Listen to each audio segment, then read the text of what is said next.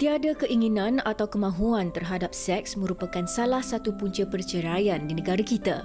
Hilangnya minat salah seorang pasangan atau keduanya untuk melakukan hubungan seksual disebabkan oleh beberapa faktor yang lazimnya tidak disedari mereka sebelum ini.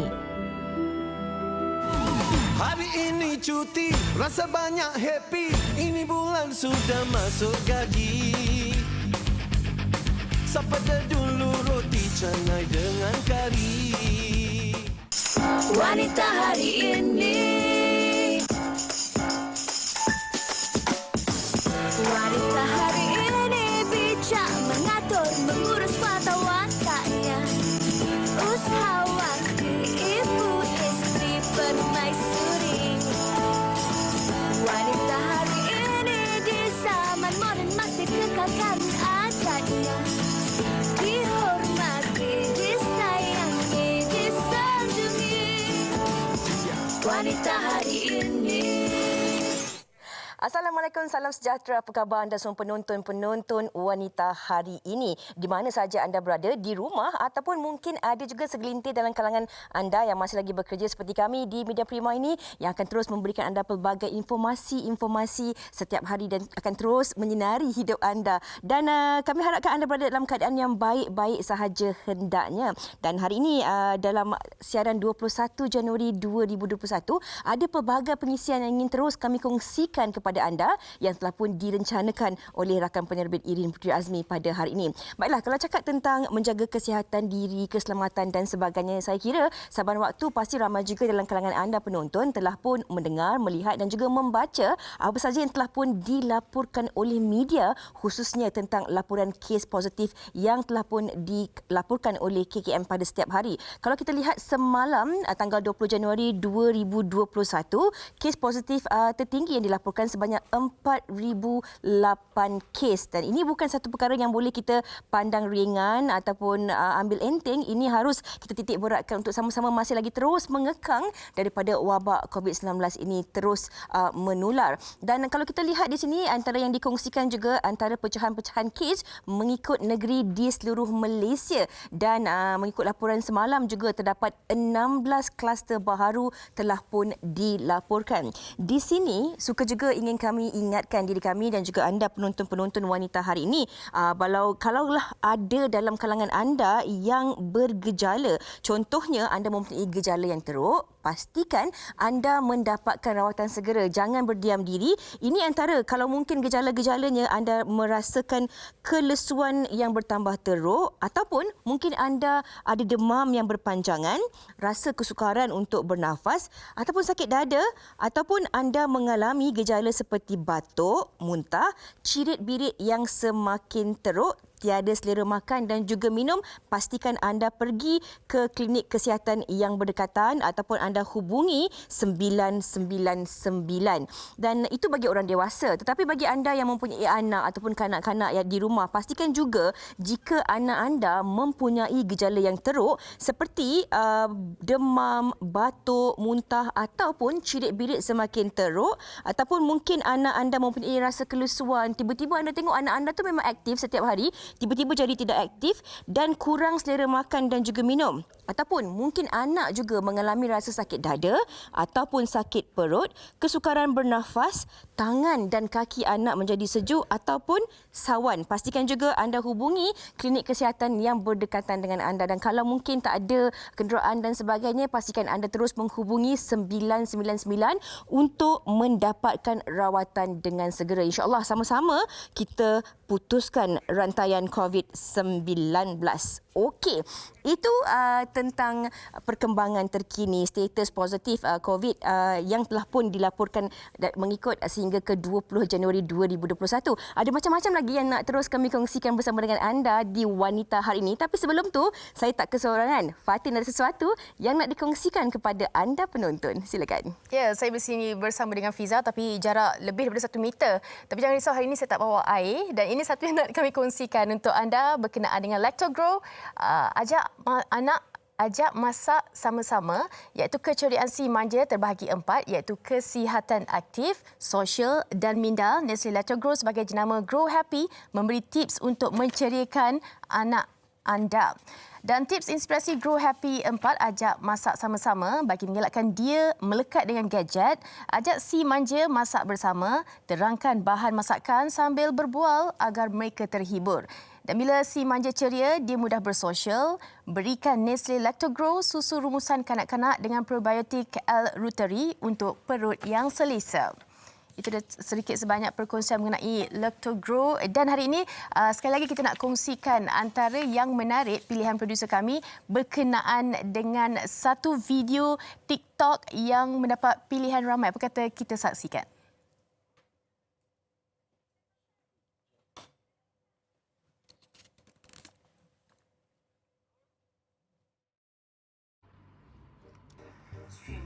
The most important part of swimming is the concept of streamline. This is when your body is as narrow as possible, moving through the water so that you reduce the amount you drag or drag you have. The first step to improving your freestyle swimming technique is to focus on your body positioning. A streamlined body position will allow you to move through the water faster.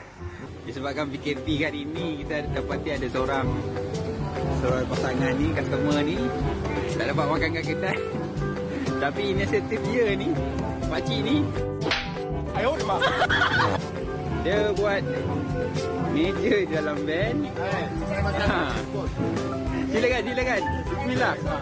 SOP kena jaga. Tapi yalah. Tapi perut nak kena isi juga je ya. Perut dia jangan perut. Okey je, selamat menjamu saudara. Kalau anda dapat lihat situasi yang mana memberi idea juga kepada kita sebenarnya di kala PKP ni, banyak sebenarnya benda kita boleh buat. Ada yang kalau nak sambut anniversary ke, kalau tak ada idea, boleh contohi uncle dengan auntie tu. Mana duduk dalam kereta, set meja dan sebagainya, letak makanan. Kalau saya rasa kalau kapal terbang tu business class, Fiza. Tapi kalau bolehlah Fatin kan, kita pastikan kita masih tetap berada di dalam rumah. Lakukan apa saja aktiviti bersama dengan keluarga di dalam rumah. Tapi itu mungkin antara salah satu video yang mencuit hati lah. Antara reaksi-reaksi dan juga gelagat ramai dalam kalangan rakyat di Malaysia ni, antara aktiviti untuk mereka gembirakan hati mereka sepanjang tempoh PKP. Dan antara salah satu TikTok pilihan tadi tu, ini yang paling saya rasa mencuit hati juga. Apabila sebenarnya ibu ni ataupun individu yang dewasa ini sedang membuat latihan renang, mengajar latihan renang. Lihat reaksi dan juga telatah dua anak comel ini yang melihat, merangkak dan seakan-akan keliru apakah antara aktiviti yang sedang dilakukan oleh individu tersebut. Saya kira inilah di antara inisiatif pembudayaan norma baharu yang kita harus adaptasi dalam kehidupan kita. Walaupun belajar renang tadi tu boleh juga dilakukan secara atas talian. Yang ini memang style, macam Fatin katakan tadi. Memang style lah, dia tak boleh makan di restoran, dia buat sendiri meja di dalam van kenderaan peribadi ya. Diletakkan meja untuk menghirup udara luar. Tetap ada penjarakan fizikal dengan orang lain lah. Ini antara video TikTok pilihan yang juga mendapat banyak sebenarnya komen-komen di laman sesawang Twitter dan juga TikTok pilihan penerbit kami hari ini. Okey, hari ini sebenarnya kita nak kongsikan tentang satu lagi topik. Topik yang telah pun kami kongsikan melalui Instagram TV3 Malaysia dan juga di Wanita Hari Ini tentang topik yang sedikit tabu yang sukar untuk dibicarakan dalam kalangan rakyat di Malaysia. Dan ini saya kira walaupun pasangan yang dah mendirikan rumah tangga, Fatin, walaupun dah 10 tahun, 15 tahun ataupun 20 tahun mendirikan rumah tangga, tapi memang sukar dan rasa segan dalam budaya masyarakat kita ini untuk membicarakan tentang isu yang nak kami bawakan hari ini, iaitu tentang kurang nafsu seks. Kalau kita boleh katakan penonton di rumah, kita harap hari ini berfikiran terbuka dengan hati terbuka untuk kita sama-sama menimba ilmu berkenaan dengan tajuk kita hari ini. Kita nak tahulah mengapa antara faktor yang menyebabkan kurangnya nafsu seks ini dan juga apa yang boleh orang kata menaikkan lagi semangat untuk para suami isteri dan pasangan ini untuk mereka terus dengan menjalani kehidupan harmonis seperti pasangan-pasangan lain. Dan banyak nak kami kongsikan.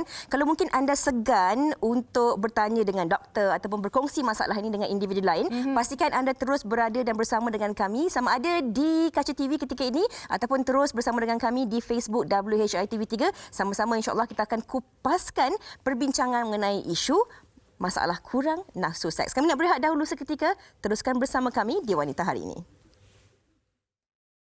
Wanita Hari Ini. Hari ini. Tiada keinginan atau kemahuan terhadap seks merupakan salah satu punca perceraian di negara kita. Menurut statistik, sebanyak 2,932 kes perceraian berlaku pada tahun 2017 dan faktor kurang nafsu seks merupakan antara sebabnya. Hilangnya minat salah seorang pasangan atau keduanya untuk melakukan hubungan seksual disebabkan oleh beberapa faktor yang lazimnya tidak disedari mereka sebelum ini. Antara sebab utama berkurangnya hubungan seks ialah masalah kesihatan. Apabila kesihatan seseorang itu terganggu, ia juga boleh menjejaskan libido atau keinginan seks seseorang. Namun bagi sesetengah wanita, terutama yang bergelar ibu, kelahiran anak juga boleh menjejaskan hubungan intim bersama suami. Hal ini kerana kelahiran anak baharu akan menyebabkan ibu keletihan dan perlu menumpukan lebih perhatian kepada bayi. Di samping itu, isu mati pucuk juga boleh menyebabkan kurang nafsu seks bagi golongan lelaki kerana hilang keyakinan diri. Justru, siapakah yang lebih cenderung mengalami masalah ini dan adakah ia boleh dirawat? Kembali dalam Wanita Hari ini, itu tadi rangkuman berkenaan dengan topik kita hari ini iaitu kurang nafsu seks. Kalau kita bercakap mengenai isu ini, semestinya mereka di rumah mungkin segan-segan, lagi-lagi bila ada anak-anak. Tapi ini adalah sesuatu yang perlu diambil tahu dan perlu tahu. Dan jika kita berada dalam situasi itu, kita tahu macam mana nak menanganinya. Betul. Dan kalau kita lihat daripada laporan yang telah pun disediakan oleh rakan wartawan kita Syifa tu tadi, Fatin, masalah ini bukan sahaja dilalui oleh satu pihak tetapi ia boleh dilalui oleh wanita mahupun lelaki. Malahan terdapat pelbagai faktor yang boleh menyebabkan kepada masalah kurangnya nafsu seks ini. Ini yang akan terus kami bincangkan bersama dengan anda di studio bersama dengan panelis kami di atas talian hari ini. Kita bersama kita bersama dengan Profesor Datuk Dr. Zulkifli Mat Zainuddin selaku pakar perunding kanan urologi PP UKM. Apa khabar, Prof? Khabar baik, khabar baik Fatin. Selain Salam Prof, PKP 2.0. Oh, sama-sama. Okey, selain Prof, kita juga bersama dengan Dr. Nurul Khairia Khairuddin selaku pakar perunding obstetrik dan gineologi Hospital Pakar KPJ Ampang Puteri. Terima kasih kerana terus bersama Wanita Hari ini. Okey, kita ada seorang pakar urologi dan kita ada juga seorang pakar obstetrik dan juga ginekologi. Okey, untuk Prof dan juga doktor, untuk soalan pertama, mungkin ini bukan satu isu yang baharu tapi isu yang tabu, sukar untuk dibincangkan dalam kalangan masyarakat kita sebab kadang-kadang kita rasa malu, tak tahu nak cakap dekat siapa, nak jumpa doktor segan dan sebagainya. Antara lelaki dan juga wanita, agak-agaknya siapa yang lebih cenderung untuk mengalami masalah kurang nafsu seks ini? Kalau boleh kita mulakan dengan Prof Datuk dahulu. Silakan. Okey.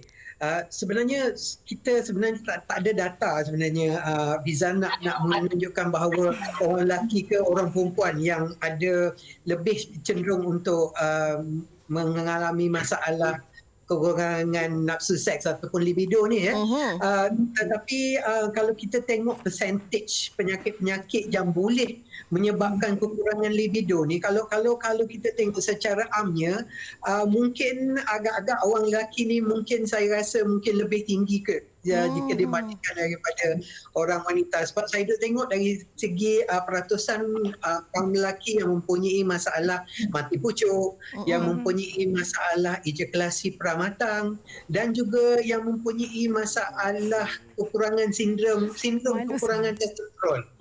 Jadi mungkin ini adalah merupakan penyakit-penyakit yang boleh menjurus kepada kekurangan nafsu seks ataupun kekurangan libido. Okey. Jadi kalau kita tengok yang mati pucuk tu pun dah orang kata 7 daripada 10 lelaki. Jadi itulah orang kata percentage-nya mungkin agak tinggi tu, tapi saya rasakanlah macam saya kata tadi tak ada data sebenarnya. Okey, mungkin Dr. Nurul boleh tambah sedikit apa yang dikongsikan oleh Prof sebentar tadi berkenaan dengan kesihatan, tapi mungkin ada faktor-faktor lain yang mungkin cenderung ke arah kurangnya nafsu seks ni. Baik. Sebenarnya kalau Prof kata tadi lelaki, saya mungkin sebab Prof tengok lelaki, saya tengok perempuan. Jadi mungkin saya rasa perempuan lebih. Alright. Cuma actually ada satu kajian yang berpusat di Amerika Syarikat, di US, berkenaan dengan masalah seksologi lah, basically sexuality problem. Bukan saja libido, sebabnya masalah sexuality ni actually banyak berkait dengan libido ataupun kita panggil nafsu tadi.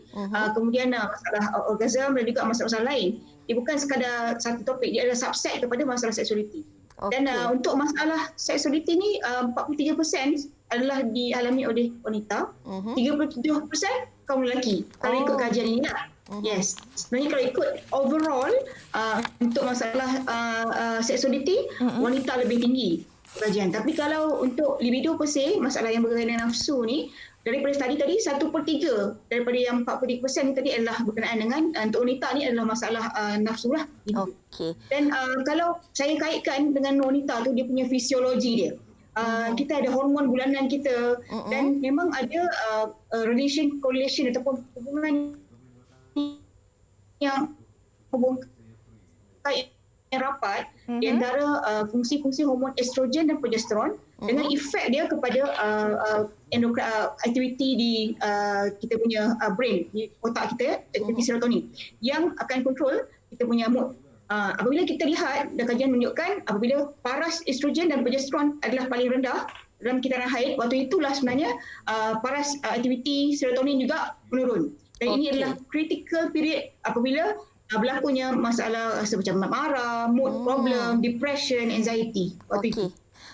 Dr. Nurul, sebelum kita berbalik kepada Prof. Datuk, seperti apa yang telah pun diperjelaskan oleh doktor tadi bahawa mengikut laporan kita lihat masalah ini lebih cenderung kepada wanita sedikit kan, dan kalau kita lihat wanita melalui laporan disediakan dan juga melalui pembacaan masalah-masalah wanita di laman Sesawang kan, banyak juga dalam kalangan wanita yang mengalami masalah ini. Ada faktor-faktor yang mengatakan mungkin kerana kadang-kadang mereka terlalu penat ataupun stres sehingga mereka tak boleh fokus untuk melayan suami di atas katil.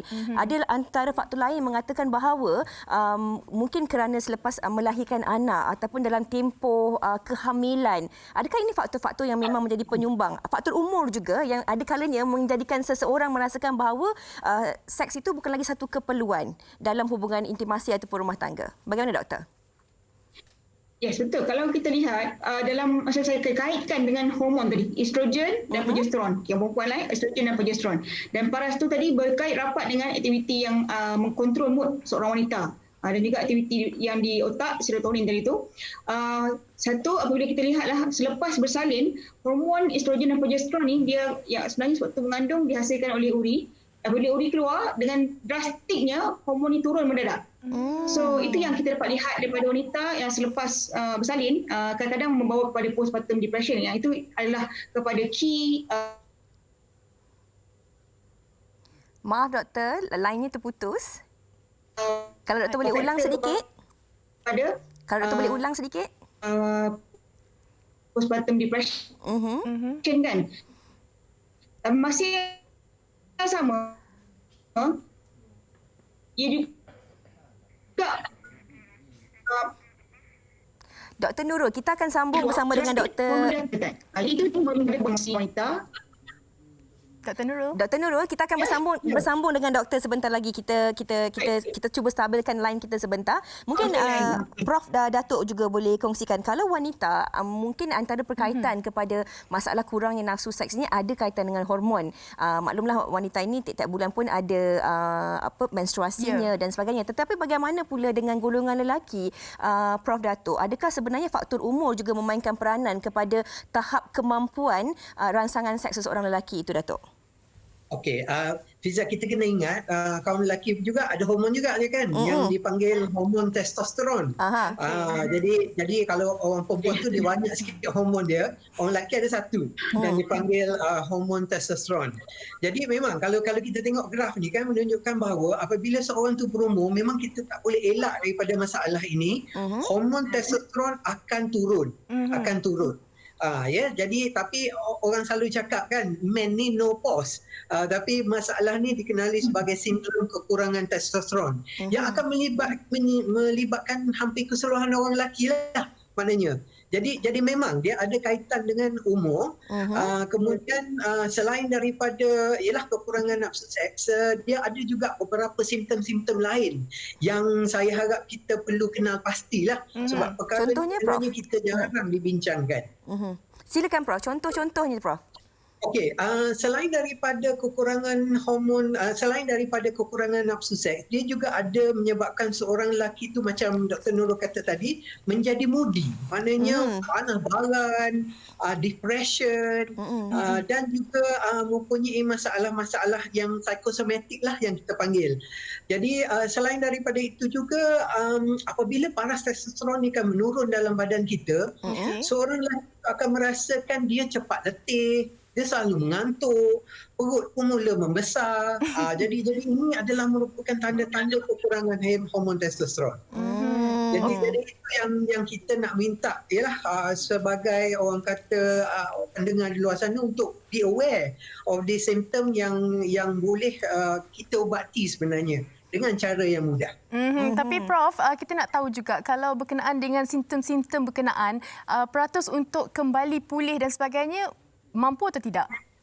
Okey, insyaAllah dengan penggantian hormon testosteron tu tadi, macam orang perempuan dia ada hormon replacement therapy, orang lelaki pun ada sebenarnya, Fatin, replacement therapy ni. Dan insyaAllah orang kata kualiti hidup selepas hormon replacement ni akan menjadi lebih baik.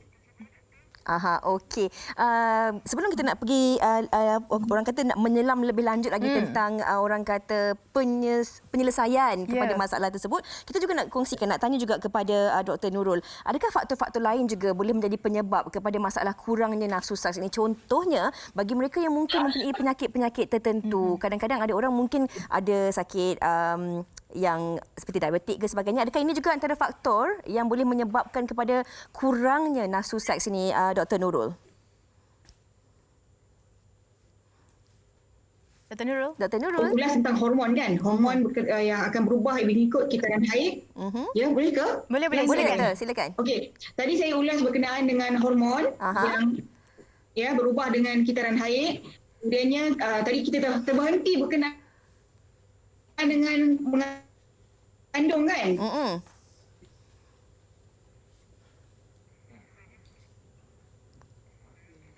Doktor masih berada di talian?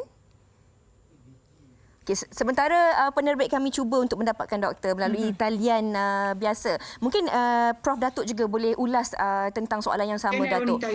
Adakah faktor penyakit ini juga, Datuk, boleh menyebabkan seseorang lelaki itu mempunyai masalah kurang rangsangan ataupun nafsu seks ini, Datuk? Okey, mungkin secara tidak langsung, Fiza. Sebagai kita tahu kan, penyakit-penyakit seperti diabetik ataupun darah tinggi ni ada sedikit sebanyak dipanggil secondary effect lah kepada masalah testosteron. Tapi ini sebenarnya bukan masalah yang direct. Yang direct yang menyebabkan testosteron tu rendah. Testosteron ni memang akan rendah apabila seorang tu ialah menjalani proses penuaan yang kita panggil. Tetapi Hafiza, sebenarnya kan saya ada juga jumpa sekarang ni, kebanyakannya ada juga orang-orang yang muda yang mempunyai masalah kurangan hormon testosteron. Jadi di dalam peringkat umur seperti 30 ataupun lewat 20-an pun sudah ada mengalami masalah kekurangan hormon testosteron ni. Apa Datuk, antara faktor-faktor ataupun punca yang boleh menyebabkan seorang yang masih lagi di usia muda ini boleh mengalami masalah kekurangan hormon testosteron ini? Okey. Kebanyakannya kalau di golongan muda ni kan, kita perlu ambil kena beri perhatian tentang masalah yang dipanggil primary hypogonadism. Maknanya masalah pengeluaran hormon testosteron daripada testis seorang lelaki itu tersendiri. Jadi apabila testis tu kebanyakan pesakit, kadang-kadang dia tidak, orang lelaki ni pun satu ya, kita kadang-kadang kita tak check kita punya testis. Kadang-kadang seorang lelaki tu mungkin mempunyai volume testis yang kurang daripada normal. Jadi apabila volume testis tu, maknanya bentuk testis tu kecil daripada normal, ini juga boleh menyebabkan hypogonadism yang primary ni. Ada juga setengah-setengah pesakit yang mempunyai masalah testis yang tidak turun. Tetapi disebabkan oleh dia orang tak check kan testisnya tu, dia orang kadang-kadang tak tahu. Kata sebenarnya dia orang tak ada testis sebenarnya. Itu yang kadang-kadang kita perlu orang kata aware kan, yang kita perlu adakan juga pemeriksaan self testicular examination ni sebenarnya. Okey, Prof. Itu adalah penting. Prof, kita tahu hubungan seksual ini dua belah pihak sememangnya. Tapi jika sebelah pihak mempunyai masalah dan sebagainya, apa pula peranan pasangan itu sendiri? Mungkin Prof boleh kongsikan. Okey, pasangan tu sepatutnya saya rasa perlu supportive lah.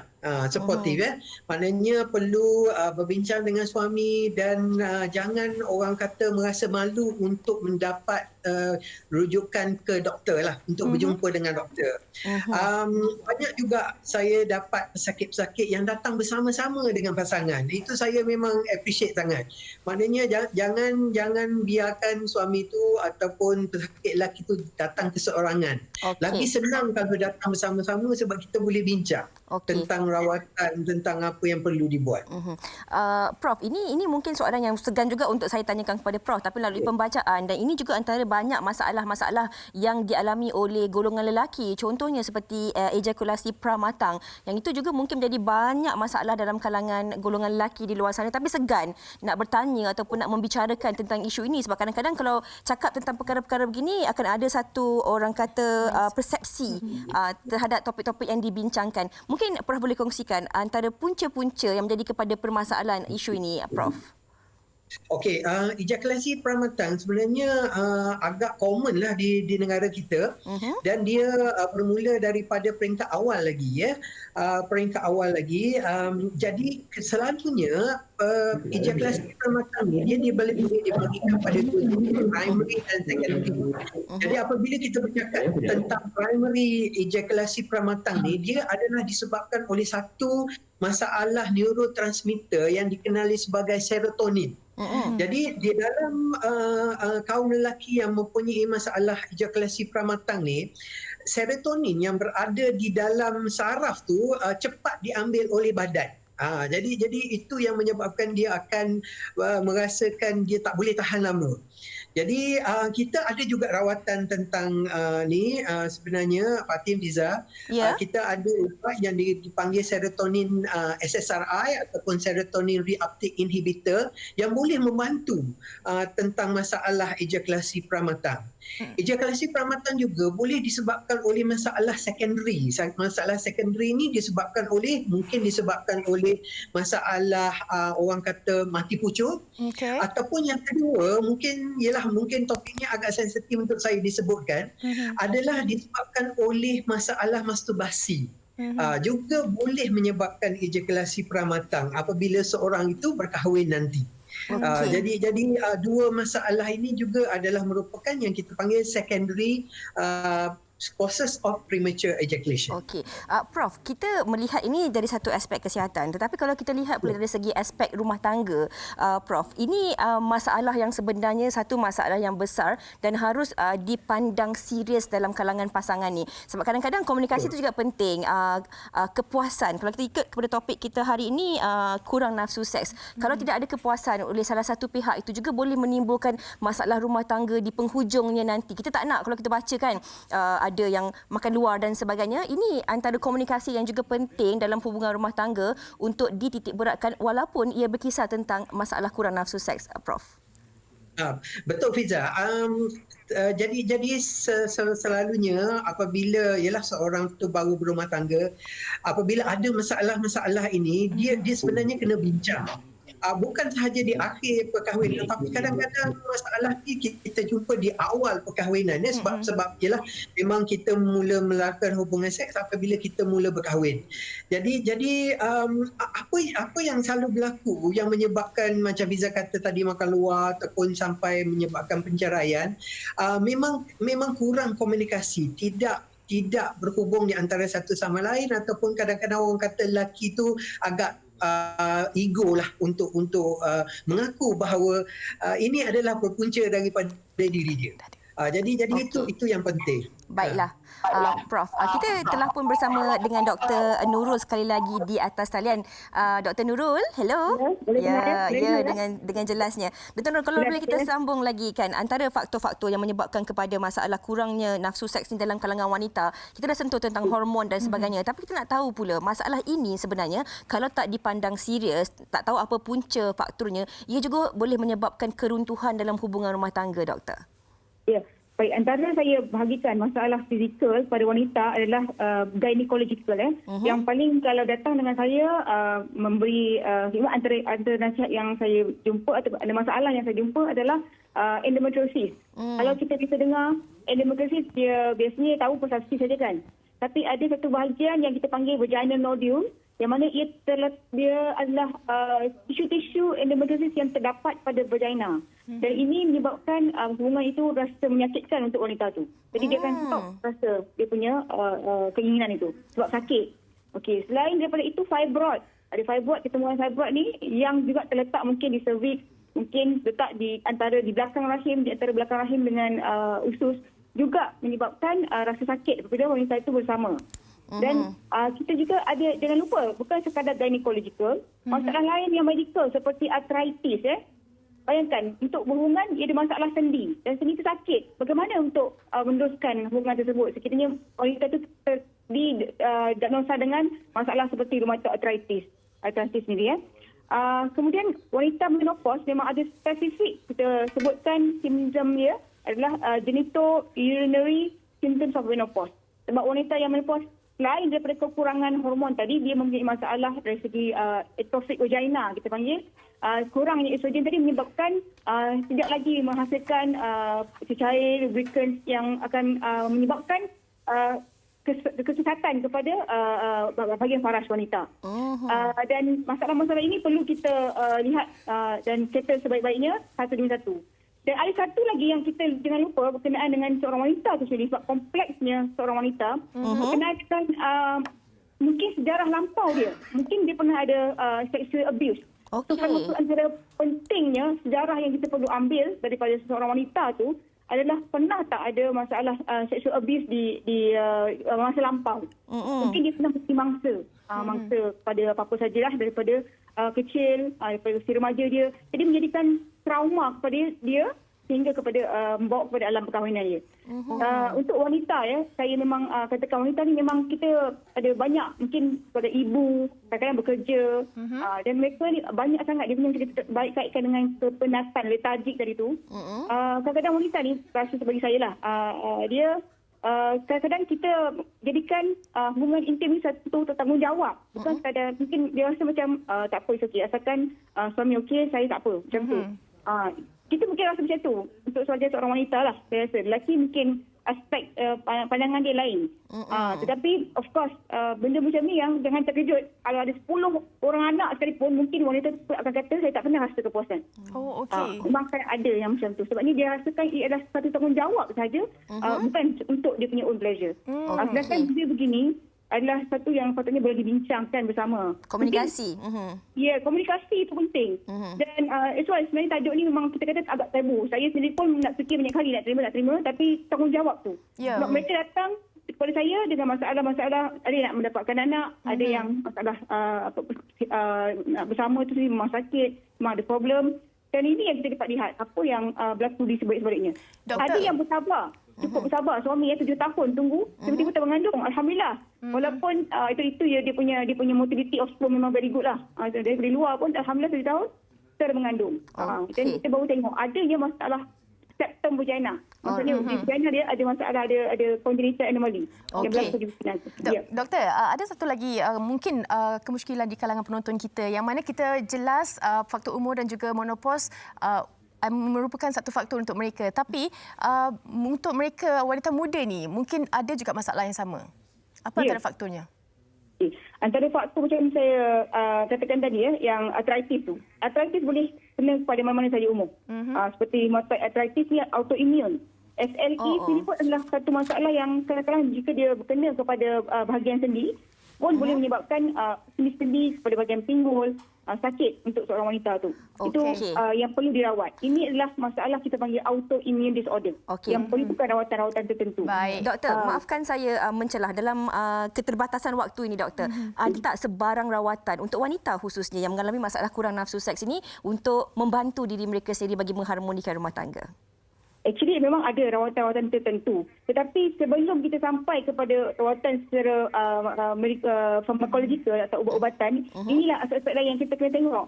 Masalah macam endometriosis tadi, kita perlu mungkin pembuangan nodul tadi kepada pembedahan, dan juga ada fibroid, mungkin perlu buangkan fibroid itu. Ada septum, kita perlu bedah buang septum. Ini adalah yang kita boleh buat secara korektif sendirilah. Doktor, bagaimana pula dengan pengambilan injection seperti peningkatan libido dan sebagainya? Okey, yang itu memang perlu mendapat nasihat doktor. Memang ada. Biasanya kita akan pergi kepada behavioral terapi lain. Kalau dah tak ada kita kata ikhtiar lain, baru doktor akan bagi kepada farmakologikal. Memang ada ubat-ubatan tertentu yang perlu anda berbincang dengan doktor-doktor anda dan dapatkan sendiri secara peribadilah nasihat yang betul-betul individual untuk anda. Okey, baiklah. Ada ubatnya lah. Saya rasa saya tak nak sebut mana brand ke apa, saya tak nak sebutlah kan. Okey, baik. Kita nak dengar juga secara ringkas pesanan daripada Prof, nasihat kepada penonton berkenaan dengan topik kita hari ini. Silakan Prof. Prof Doktor? Ya, Prof. Silakan Prof.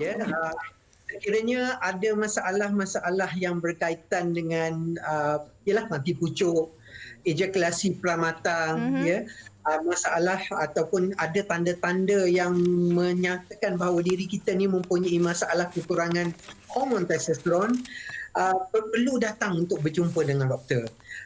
Sebabnya kita ada rawatan-rawatan untuk masalah-masalah yang saya sebutkan tadi. Baiklah.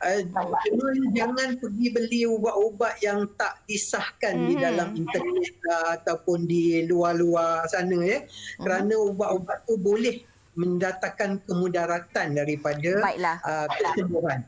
Baiklah. Lepas tu satu lagi kepada orang lelaki di sana, saya nak sarankan supaya sering melakukan self testicular examination. Ini adalah penting kerana selain daripada kita aware tentang kita punya testis, terdapat juga masalah-masalah yang kita boleh dapat detect dengan melakukan self testicular examination ni, seperti kanser testis. Jadi maknanya ini adalah merupakan benda-benda yang saya sarankan. Baiklah, terima kasih banyak-banyak kita ucapkan kepada Profesor Datuk Dr. Zulkifli Mat Zainuddin, pakar perunding kandang urologi daripada PPUKM, dan juga Dr. Nurul Hairiah Hairuddin, pakar perunding obstetrik dan juga ginekologi Hospital Pakar KPJ Ampang Puteri Fatin. Baik, terima kasih kedua-duanya. Baik penonton, harapnya jelas mengenai topik hari ini. Kami nak berhenti rehat seketika, kembali selepas ini. Wanita hari ini. Wanita hari ini. Kembali dalam Wanita Hari ini, kami nak kongsikan sesuatu berkenaan dengan resepi makanan Jepun sihat dan mudah, episod 6 bersama dengan Chef Naim dan juga Fiza. Jom kita saksikan. Hello, kembali bersama dengan kami untuk segmen kita, iaitu segmen resepi masakan Jepun sihat dan mudah, dibawakan khas oleh Tohoku, the northern part of Japan fresh produce. Kalau dah katanya Jepun tu dia memang terkenal dengan dia punya mie, iaitu udon. Jadi dekat depan saya ni, inilah udon dia yang kita nak buat. Udon satu lagi kita nak buat tempura, Fiza.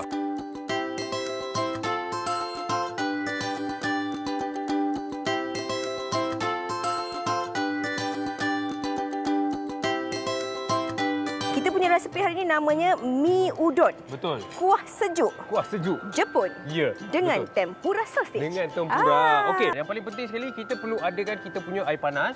Okey, seterusnya saya akan masukkan kita punya inilah dia. Kita punya sos ni. Noodle soup ni. Yang paling penting sekali halal. Jadi kita hanya perlu tuangkan dekat dalam kita punya air panas ni. Okey, tuang sikit. Lebih kurang dalam 2 sudu lah tadi kita tuangkan. Kita akan gaul. Dan saya akan masukkan kita punya udon. Sebenarnya inilah adalah sausage ikan yang diterbangkan khas didatangkan daripada Miyagi Prefecture. Tapi sebenarnya yang ini sebenarnya boleh makan terus juga. Betul, betul. Kalau dekat Jepun ni kebiasaannya kanak-kanak ataupun ibu-ibu kan, ini antara snack yang kebiasaannya dimakan dan diletakkan dalam bento mereka. Betul. Ini kerana kan keistimewaan sausage ikan ini adalah kerana dia ada chef life. Chef life dia 2 tahun. Kerana dia melalui proses pembuatan yang sangat-sangat bersih, terkini dan yang paling penting dia tidak menggunakan bahan-bahan yang orang kata pengawet-pengawet yang pengawet lah. Dia selamat lah. Bila kita nak makan tu kita tak ada ragu-ragu lah sebenarnya kan. Ambil balik. Terima kasih Fiza. Okey, sambil-sambil Fiza borak-borak tadi tu, saya dah berjaya menyiapkan kita punya udon ni. Dia tak dimakan begini saja, dia makan bersama dengan tempura. Jadi yang dah ada kita punya udon ni kita letakkan dekat sini dan sekarang ni saya akan buat kita punya tempura pula. Dan apa yang kita perlukan sekarang adalah kita masukkan kita punya tepung. Okey, masukkan tepung gandum kat dalam ni. Alright. Dan kemudian kita akan gaulkan dia sekali lah. Okey. Dan juga kita menggunakan air sejuk. Masuk sejuk ni memang kena ada air batu. Itu yang membuatkan kita punya tempura ni jadi rangup nanti sebenarnya. Oh, itulah tips dia. Okey, sambil-sambil tu Chef nak kongsikanlah juga lagi kan sausage ikan ini sebenarnya dicipta ataupun direka inisiatif dia daripada syarikat yang bernama Abecho Group. Yang mana kan diorang ni dah membuat ataupun produce sausage ikan ini dengan bantuan pekerja-pekerja daripada Indonesia dan dia juga adalah halal. Istimewanya sausage ini sebenarnya ia didatangkan dalam beberapa perisa. Okey. Dia ada black pepper, dia ada chili pepper, dia ada maybe shrimp dan juga basil dan juga cheese. Sambil-sambil borak tadi Fiza, dekat dalam ni sebenarnya saya dah masukkan kita punya tepung, lepas tu kita dah pecahkan telur sebiji dan sekarang ni untuk bagi dia rasa lemak-lemak sikit, saya akan masukkan kita punya mayonis kat dalam ni. Kita pat saja kat dalam ni, lebih kurang dalam 2 sudu. Okey, cukup. Dan sekarang ni kita gaulkan dia balik. Okey, yang ni kita dah boleh sedia dah ni. Kita dah boleh sedia untuk kita gorengkan kita punya tempura. Dia punya cantik betul kan? Saya akan masukkan kita punya sausage ni. Okey, kita masuk terus kat dalam ni dan saya akan gorengkan dia dekat dalam. Okey, gaul-gaulkan dia macam ni. Okey, sambil-sambil chef goreng tu kan sebab dia kata dia boleh makan macam biasa. Saya nak rasalah. Okey, ni sekarang saya goreng sikit. Alright. Macam mana Fiza rasanya? Tekstur dia lembut tau. Okey, betul. Ini macam masuk dalam mulut boleh macam cair. Licin. Betul. Itu yang kita betul. Kami juga nak kongsikan kepada anda, jangan risau kerana bahan-bahan yang didatangkan ini macam sos kita, sausage ikan kita sememangnya adalah bahan yang halal. Dan anda juga boleh dapatkan bahan-bahan ini di lokasi-lokasi yang tertera di kaca TV. Jadi senanglah kalau kita nak dapatkan. Dan borak tadi, sebenarnya kita punya sausage tempura ni dia dah nak jadi dah ni, nampak Fiza. Dan sekarang ni saya akan angkat dan kita akan toastkan. Saya akan buat juga kita punya carrot tu. Lobak merah. Okey, chef buat tu, saya tolong chef angkat ni boleh? Boleh. Okey. Saya letak kat situ. Dan sekarang ni apa yang saya nak buat adalah saya akan masukkan saja kita punya lobak merah ke dalam kita punya tempura batter tadi yang kita dah gaulkan. Siap dah. Sekarang ni saya akan masukkan pula kita punya lobak merah. Okey, kita goreng sikit kat dalam ni. Okey. Ini sekejap je sebenarnya nak bagi dia rangup ya. Okey, jadi ini yang terakhir. Tadi kita dah goreng kita punya sausage ikan. Lepas tu kita dah goreng juga kita punya carrot dan juga kita punya cendawan. Inilah dia kita punya tempura sebenarnya. Dan sekarang ni tempura ni saya akan letakkan dekat atas pinggan kita. Okey, jadi kita akan ambil sikit cendawan. Sedikit kita punya sausage ni. Dan juga sedikit kita punya lobak merah. Okey. Punya dulang ni.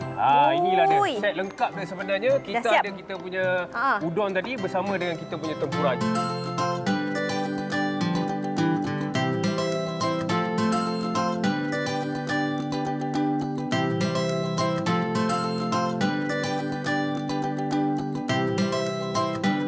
Sekarang ni saya nak minta Fiza rasalah apa lagi. Nampak tak? Dia dah ready. Dia dah tanpa disuruh, dia dah sediakan dah. Okey, silakan. Kita rasa hero kita hari ni. Betul. Kita rasa yang kita datangkan daripada Jepun iaitu kita punya sausage ikan tu. Betul, rasa ikan dia. Memang sedap sebab udon ni makanan bersup. Lepas tu dengan tekstur dia yang lembut, dengan pula sos tu memang tak payah nak buat letak apa-apa. Betul. Kemudian ditambahkan pula dengan rasa tempura sausage ikan ni yang ada rasa rangup. Bila kita gabungkan sekali tu dia memang dalam mulut tu dia bersatu. Betul. Ada rasa crunchy, ada sup, rasa lembut memang macam gaya Jepun makan lah. Betul. Terima kasih Chef Naim. Terima kasih Fiza. Jangan lupa untuk terus bersama dengan kami di episod yang akan datang kerana kita nak kongsikan resipi yang juga istimewa. Bye. Siapa yang minat masakan Jepun, nak rasa bersatu tu boleh cuba dekat rumah. Baik, penonton, kita nak rehat seketika. Kembali selepas ini kita nak bersama dengan Pak Azad. Jangan ke mana-mana. Wanita hari ini.